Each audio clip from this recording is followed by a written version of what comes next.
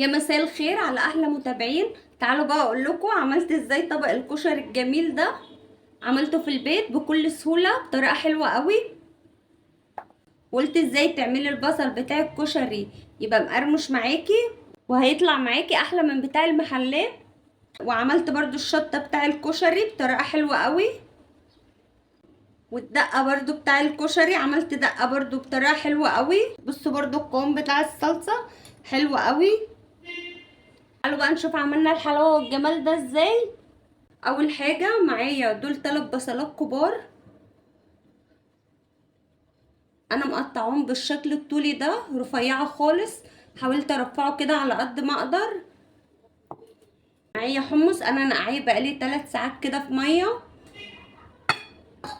والعدس اللي هو بجبه ده برضو نقعته ساعه. معايا برضو المكرونه اللي هي الخواتم دي، والمكرونه المعوجه دي، ده نص كيلو وده نص كيلو. ومعايا مكرونه سباكيتي، ده كان كيس 250 جرام انا خدت نصه، وكيلو وربع طماطم كده انا فرمهم. الرز ده كان باقي مني من امبارح، فانا طبعا مش برميه، لما بيكون فايض مني رز بحطه في الكشري عادي بيبقى حلو برضو. لو مش عايزه تعملي الخطوه دي هاتي الرز انت وحمريه واعمليه برضو مفيش اي مشكله. حبيت برضو اقول لكم الفكره عشان لو الرز فايض منك ما ترموهوش، لان طبعا الرز غالي والحاجات غاليه فحرام ان احنا نرميه. فبصراحه الرز اللي بيفيض مني انا بعمله اوقات كتير قوي في الكشري كده بالطريقه دي. اوريهولكم برضو بعمله ازاي. في نص ساعه ان شاء الله نكون مخلصين الكشري. مشغله كده عيون البوتاجاز كلها. دي كده ميه انا غلياها بشويه زيت وشويه ملح مش اكتر من كده. هنزل بقى كده بالمكرونه، المكرونه كلها مع بعض لان المكرونه دي تقريبا كلها حجم واحد فبتستوي برضو نفس السوا.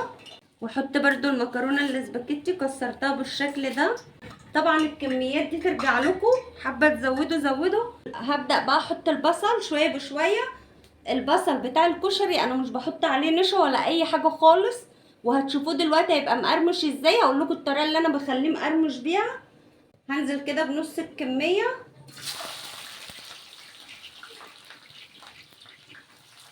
اهم حاجه عشان تاخدي نتيجه حلوه في البصل تكوني مقطعاه رفيع خالص على قد ما تقدري، ويكون الزيت بتاع البصل غزير كده. كده البصل اهو بدأ يتحمر معايا. طالما بدأ يدخل في اللون ده خليكي واقفه جنبه وايدك فيه ما تسيبوهوش عشان ما يتحرقش منك. لان هو بصي هو تقريبا خلاص اتحمر، بس انا بحب احمره شويه كمان. في كام واحده بيضه كده تتحمر هي كمان، دي بقى تتحمر كده بالتقليب المستمر كده حلوه قوي. هطلعه بقى. انا مطلعه البصل بصوا على ورق مناديل، ولازم تطلعيه اللي بيخليه بقى يبقى ناشف ومحمص معايا من غير ما احط له نشا ولا دقيق ولا كلام من ده خالص. بقوم كده مطلعاه لحاجه كبيره واحطه كده في اي حته في وش تيار هوا، يعني في وش المروحه في وش اي شباك. انا هحطه دلوقتي قدام برضو المروحه هينشف معايا خالص. هما في محلات الكشري ما بيحطوش عليه ولا نشا ولا دقيق ولا كربونات ولا اي كلام من ده.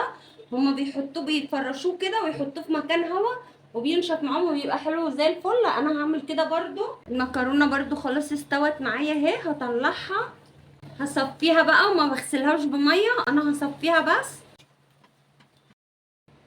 طلعت اهي بقيت كميه البصل وبفرشه على قد ما اقدر عشان ما يبقاش سخن فوق بعضه ويطرى مني. لا هو كده هيبقى مقرمش ان شاء الله وحلو. وهوريلكوا برضو.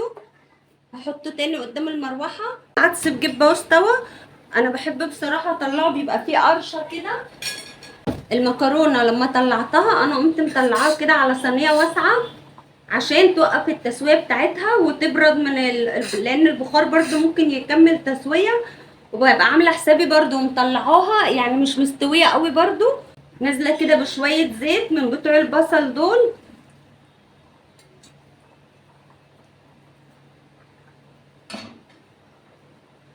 واقلب بقى. حقيقي الخطوه دي فعلا بتفرق فيه وبتبقى جميله قوي. وبقيت كميه الزيت اللي باقيه من البصل حطيتها كده مع الثوم. واقلب بقى كده. هحط كده بقى معلقه بهارات كشري اهي مع الزيت، واول ما ريحتها تطلع هنزل كده بشويه خل،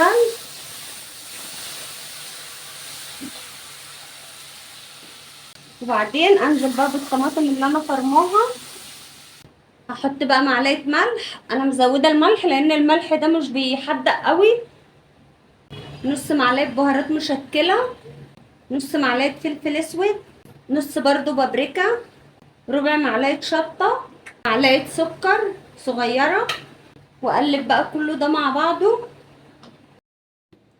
كده. خلاص الصلصه بقت تمام معايا. انا برضو مش بخليها تبقى تقيله قوي ولا خفيفه قوي، يعني متوسطه كده زي ما انتم شايفين اهي. تمام. هعمل بقى الشطه بتاع الكشري، معلقه شطه كده اهي صغيره، واقلبها. ودقيقه واحده وانزل على طول كده بالطماطم، وبعدين انزل كده بمغرفه من الصلصه اللي انا عاملاها.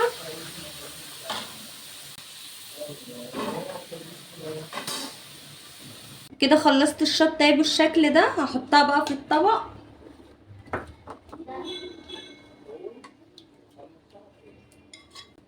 هعمل بقى الدقه بتاع الكشري.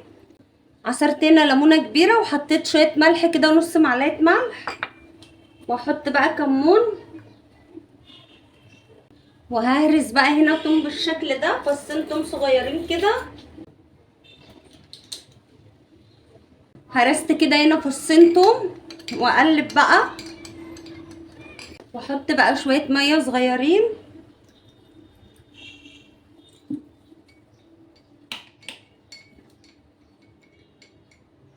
كده عملنا دقه الكشري برضو بكل سهوله اهي. احط كده شويه رز في ارضيه الطبق، وبعدين اخد بقى كده من اللي في الحله. بسم الله. بمنتهى السهوله كده. انا بصراحه بحب احطه كله في حله واحده، واللي عايز ياخد كده من الكشري كله مخلوط على بعضه. حمص بقى.